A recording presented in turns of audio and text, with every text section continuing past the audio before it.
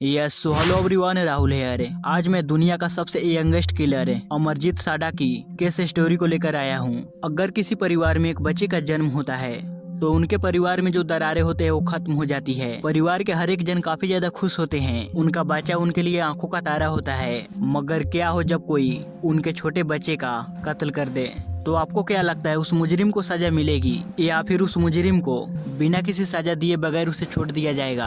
आज मैं आप लोगों के सामने एक ऐसे मुजरिम की कहानी को लेकर आया हूँ जो 3 खून करने के बाद भी आज समाज में खुला घूम रहा है। वो एक ऐसा मुजरिम है जिसके बारे में पुलिस को सारी चीजें मालूम थी, मगर वो फिर भी जेल कभी नहीं गया। बिहार बेगूसराय मुसहरी गांव में 2006 के वक्त वहां काफी गरीबी थी। लोग यहां पे ज्यादातर मजदूरी कर खेती बाड़ी कर पैसे कमाते थे। यहां पर लोग एक एक दिन के लिए बहुत ही मेहनत से पैसे जुटाते थे और अपनी रोजमर्रा की जिंदगी को यापन करते थे।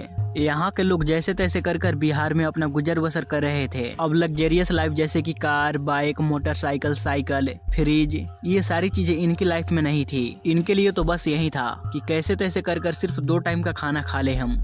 उस समय यहाँ पे गरीबी तो थी, मगर यहाँ के लोग काफी अच्छे थे।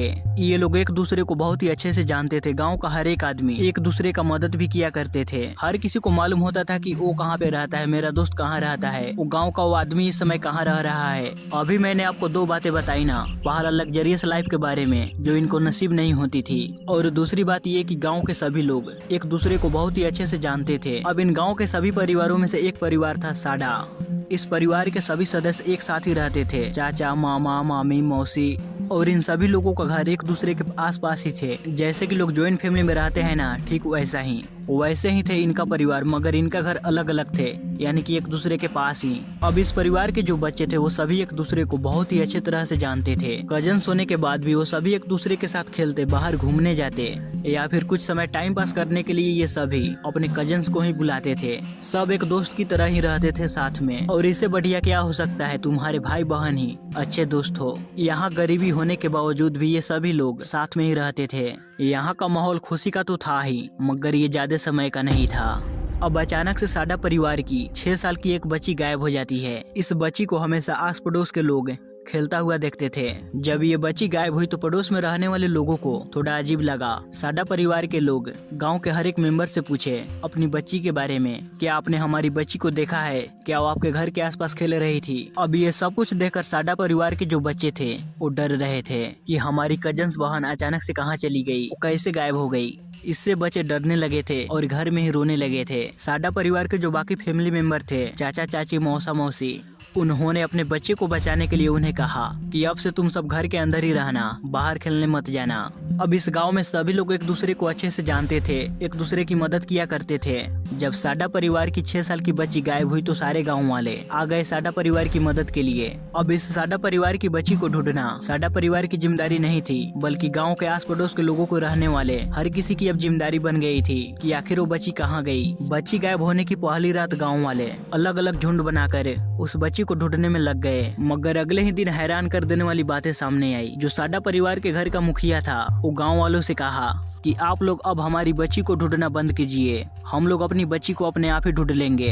एक दिन बीता, रात हुई। अगले दिन साडा परिवार के मुखिया ने ये बातें गांव वालों के सामने रखी, जो कि ये थोड़ा अजीब था। ये लोग ना ही पुलिस के पास जा रहे थे अपनी बच्ची का मिसिंग कंप्लेन लिखवाने, और ना ही वो गाँव वालों को अपनी बच्ची को ढूंढने के लिए बोल रहे थे। वो बड़ी बच्ची नहीं, 6 साल की बच्ची थी, और गाँव वालों को कहा कि आप लोग मेरी बच्ची को मत ढूंढिए, हम अपने बच्ची को खुद ही ढूंढ लेंगे। इस पे गाँव के किसी भी जन ने साडा परिवार को कुछ नहीं कहा। उन्हें लगा कि घर की शायद बच्चियां डर रहे होंगे, इसलिए कहा कि झुंड बनाकर आप मेरी बच्ची को मत ढूंढिए।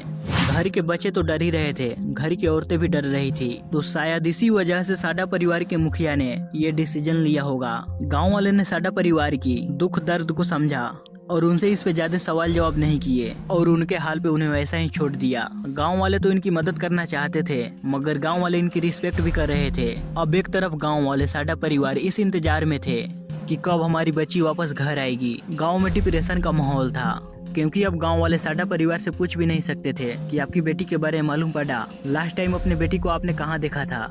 अब इस दुख भरे माहौल में साडा परिवार के बीच एक खुशखबरी आई। उनके परिवार में एक छोटी बच्ची का जन्म हुआ। अब इस बच्ची के जन्म से इन्हें लगा कि हमारी एक बच्ची गई, भगवान ने हमारे दरवाजे पे दूसरी बेटी भेज दी।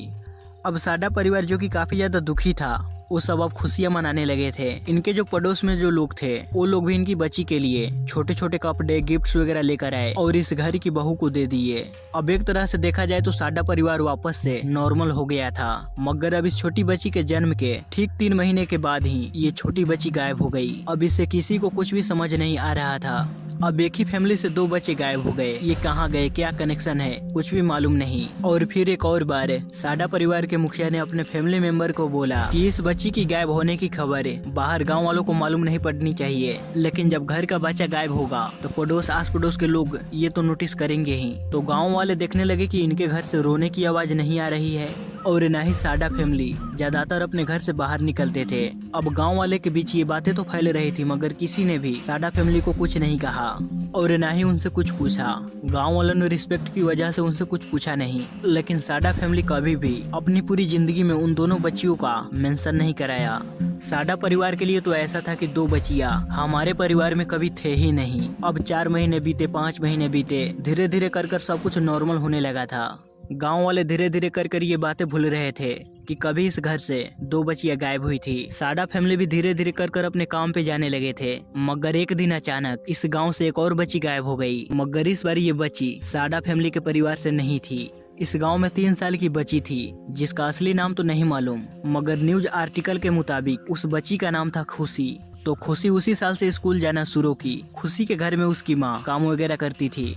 वहाँ खुशी को स्कूल तक छोड़ने जाती और वहाँ से वो काम पे जाती। काम से लौटते समय वो खुशी के स्कूल जाती, वहाँ से खुशी को अपने साथ लेकर वो वापस घर आती। लेकिन उस दिन जब खुशी की माँ देवी जी 2007 को वापस अपने घर आ रही थी तो उन्हें खुशी स्कूल के गेट पे नहीं दिखी। वो परेशान होने लगी थी। उनके दिमाग में सबसे पहले यही ख्याल आया कि साडा परिवार की तरह मेरी भी बेटी गायब तो नहीं हो गई। अब गांव वाले सभी साथ मिलकर देवी जी की बेटी खुशी को ढूंढने में लग गए। अब ये धीरे धीरे कर बातें फैल रही थी तो गांव के बाहर से भी लोग आकर इनका सपोर्ट कर रहे थे।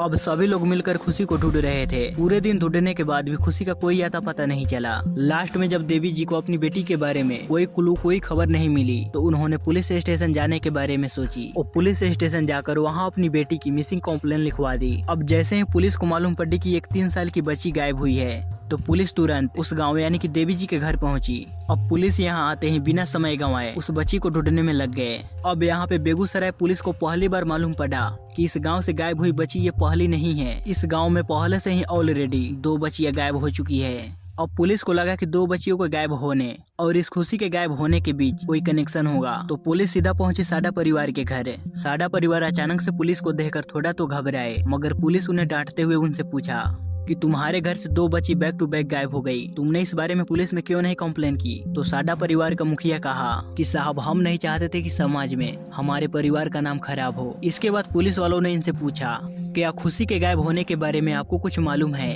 तो पहले साडा का परिवार चुप रहा, लेकिन अचानक उन्हें दूसरे घर से आवाज आई। अब ये एक जॉइंट फैमिली थी तो सभी के घर पास पास में ही थे। तो पास के ही घर से पुलिस को एक आवाज सुनाई पड़ी कि इस पूरे गांव में आपको खुशी को ढूंढने में अगर कोई मदद कर सकता है तो ये परिवार है। और एक औरत ने उस पास वाले घर से एक बच्चे को आगे किया। इस बच्चे का नाम था अमरजीत साडा। तो एक माँ ने अपने बच्चे को आगे किया। अब जैसे ही ये बच्चा यानी कि अमरजीत साडा पुलिस वालों को सामने आया तो ये चुपचाप सीधा खड़ा था और ये अपनी निगाहें पुलिस वालों से नजरें मिलाकर खड़ा था। इस बच्चे के अंदर डर वगैरह ऐसी कोई भी चीज नहीं थी। पुलिस ने इससे सवाल किया क्या तुम खुशी को जानते हो? इधर आस पास तुम खेलते हो? वो बच्चा इन्हें किसी भी सवाल का जवाब नहीं दे रहा था, बस वो पुलिस वालों को घूरे जा रहा था। पुलिस वाले जब भी खुशी का नाम ले रहे थे तो ये बस हंसा जा रहा था। अब पुलिस को लगा कि ये बच्चा हमारा टाइम पास कर रहा है, हमें तो यहाँ से निकलना चाहिए, हमें स्कूल जाना चाहिए, शायद वहाँ से कुछ क्लू मिल जाए। अब पुलिस यहाँ से निकलने ही वाले थे तभी अचानक अमरजीत ने पुलिस वालों को रोका। कहा कि अगर आप मुझे बिस्कुट का एक पैकेट देंगे तो मैं आपको पक्का बताऊंगा कि खुशी कहाँ पे है। एक छोटा बच्चा पहले पुलिस को देखकर क्रीपली हंस रहा था। पहले तो उस बच्चे ने कुछ बोला और कहा कि मैं खुशी का पूरा पता बताऊंगा कि वो लड़की कहाँ पे है। अब पुलिस वाले जल्दी से अमरजीत के लिए एक बिस्कुट का पैकेट लेकर आए। अब इस बिस्कुट के पैकेट को खाने के बाद उस 8 साल के बच्चे ने पुलिस को कहा कि आप बस मेरे साथ चलो, मैं आपको दिखाता हूँ कि खुशी कहाँ पे है। अब पुलिस चुपचाप अमरजीत को फॉलो कर रहे थे। अमरजीत पुलिस को एक जगह पे लेकर गया जो सुनसान था। वहाँ पे काफी सारी झाड़ियाँ थी, गाछ वृक्ष थे और अमरजीत ने झाड़ियों की तरफ अपनी उंगली बताई। अब यहाँ जो घास था उसे देखने के बाद साफ साफ मालूम पड़ रहा था कि किसी ने तोड़ कर यहाँ पे लगाई है किसी चीज को छुपाने के लिए। अब जैसे ही पुलिस वालों ने उस घास को हटाया तो उनके सामने थी खुशी की डेथ बॉडी, जो कि बुरी तरह खून से लथपथ थी। पुलिस वालों को कुछ समझ नहीं आ रहा था कि यहाँ पे हो क्या रहा है। खुशी सिर्फ एक दिन में मर गई थी और आखिर इस 8 साल के बच्चे को कैसे मालूम पड़ा कि ये बच्ची यहाँ पे है। इस समय भी अमरजीत खुशी की डेथ बॉडी को देखकर हंस रहा था।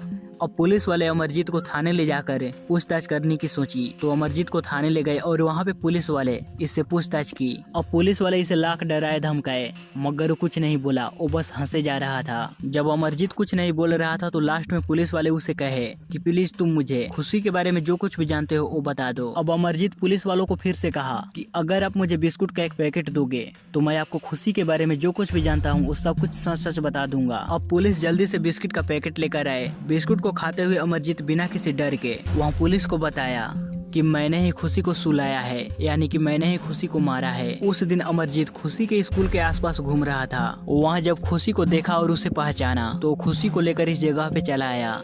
ये क्लियर नहीं है कि खुशी और अमरजीत के बीच कोई रिलेशन था या फिर ये दोनों एक दूसरे को पहले से ही जानते थे, लेकिन वो खुशी को यहाँ पर लेकर आया। यहाँ आने के बाद उसने खुशी का गला बहुत ही जोर से दबाया, इतना जोर से दबाया कि खुशी को ऑक्सीजन मिलनी बंद हो गई, जिससे वो बेहोश हो गई। लेकिन इसे अमरजीत संतुष्ट नहीं हुआ और वो पास ही में पड़े ईंट को लेकर खुशी को मारना शुरू किया। अब खुशी ईंट की चोट की वजह से चिल्लाना शुरू की तो अमरजीत खुशी को और भी जोर से मारना शुरू कर दिया। पुलिस को यकीन विश्वास भरोसा नहीं हो रहा था कि एक 8 साल के बच्चे ने इतना बड़ा क्राइम किया और उसने खुद हम लोगों के सामने अपना गुनाह कबूल किया। अब ये सब कुछ सुनने के बाद पुलिस वालों को दिमाग में ये क्वेश्चन आया, क्या तुमने ही गायब हुए 2 बच्चियों को मारा है? अब ये जो 2 बच्चियां थी वो साडा परिवार की थी, यानी कि अमरजीत के परिवार के। तो अमरजीत ने कहा कि हाँ, जिस तरह मैंने खुशी को मारा ठीक उसी तरह उन दोनों बच्चियों को मैंने ही मारा। वो 2 बच्चियों को नहीं बल्कि अमरजीत अपनी खुद की अपनी बहन को ठीक खुशी की तरह मारा। इस बात के अमरजीत के चेहरे पे न ही किसी चीज का दुख था और न ही डर। वहाँ बस बिस्कुट खा रहा था और मजे से पुलिस वालों को ये सब कुछ बता रहा था। इसके बाद सीधा साडा परिवार को पुलिस स्टेशन बुलाया गया, जहाँ पे साडा परिवार ने भी अपना गुनाह कबूल किया। देखो हुआ यूँ था, जिस तरह अमरजीत ने खुशी को मारा था उसी तरह उसने अपने पहली कजन को मारा था, जो कि वो उस समय सिर्फ 6 साल की थी और उस समय अमरजीत 7 साल का था। तो उनका डैड नहीं चाहते थे कि सिर्फ एक खून की वजह से मेरे बेटे की पूरी जिंदगी बर्बाद हो, इसलिए उन्होंने इस बात को अपने घर के अंदर ही दबाना सही समझा। पहली रात के बाद जब उन्हें मालूम पड़ा कि ये सब कुछ अमरजीत ने ही करा है तो उन्होंने अपने पूरे परिवार को समझाया, कोई भी इस बारे में गांव वालों से बात नहीं करेगा, नहीं तो हमारा बेटा जेल चला जाएगा। मगर जब दूसरी बार अमरजीत अपनी खुद की बहन को जब मारा तो इससे उनका डैड और भी ज्यादा डर गए और उन्होंने ठीक वैसा ही किया जिस तरह पहली बार किया था। उन्होंने फिर से अपने सभी परिवार वालों को कहा कि कोई भी इस बारे में घर से बाहर बात नहीं करेगा। अब अमरजीत के खुद के पापा यानी उसके पिता उसे डरने लगे थे, वहीं अमरजीत की माँ उसे नफरत करने लगी थी। इसके बावजूद भी उन्होंने ये बात अपने परिवार से बाहर नहीं निकलने दी।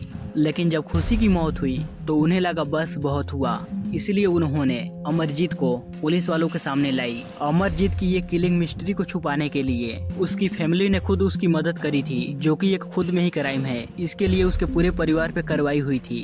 अब बात करें अमरजीत की तो अमरजीत उस समय 8 साल का था, तो उसे एक नॉर्मल जेल में तो नहीं रखा जा सकता था, मगर उसे स्पेशल अरेस्ट किया गया, जहां पर उसे काफी अच्छे साइकेट्रिक्स और ह्यूमन बिहेवियर रिसर्चर से मिलाया गया।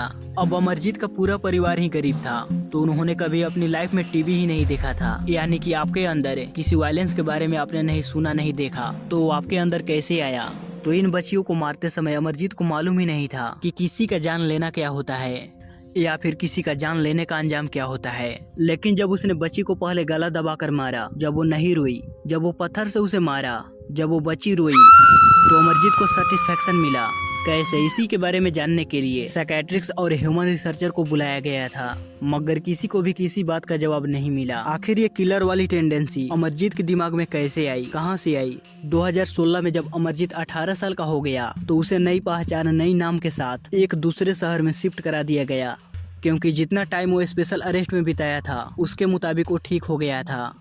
लेकिन जब वो उसी नाम के साथ वापस अपने घर जाता तो लोग उसे डरते, इसलिए कोर्ट ने ये फैसला लिया उसे नई आइडेंटिटी देने का। इस समय अमरजीत कहाँ है किसी को मालूम नहीं, दिखता कैसा है किसी को मालूम नहीं।